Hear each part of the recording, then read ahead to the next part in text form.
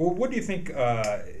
Talking about you talked about this as a regional resource. What are one of the things you think school districts could be doing to prepare students to enter university or college? That it's really funny. That's a very tough question because the populations of each of the school districts are so different. Mm-hmm. In fact, each of the schools within the school districts are so different that it's difficult to kind of find a one-size-fits-all for what students need.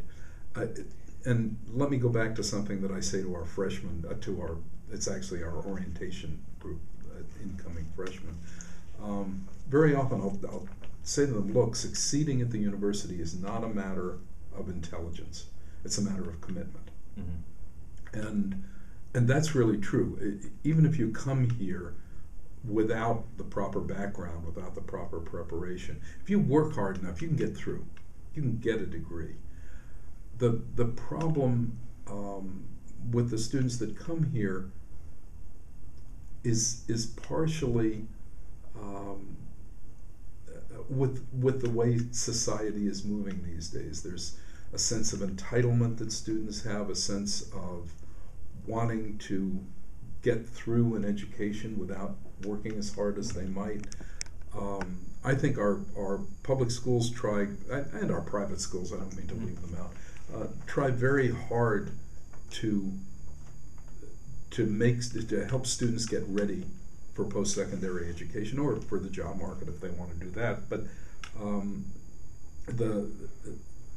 it's very hard when you have a lot of first-generation students, first-generation college students. Parents don't really understand the kind of support that they need to give. Students don't really understand the commitment that they have to give to the situation. And the schools are just really challenged. They have an incredible range of preparations of students. They have an incredible number of languages, of first languages that they have to deal with.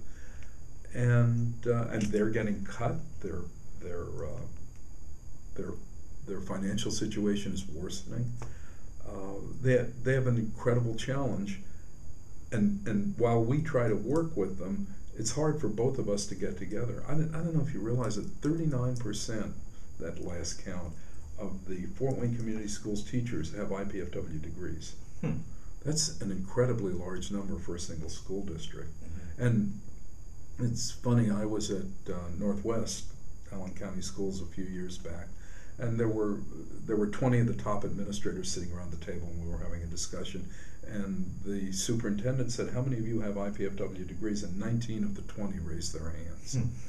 So we have an incredible influence, and I think therefore we have an incredible responsibility. But the collaboration is not what I wish it would be. Okay. And if I wish we could work together better to help students prepare for the obvious challenges they're going to meet in college.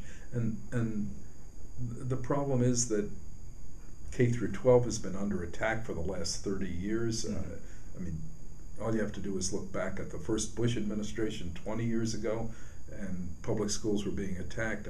You may remember that was the first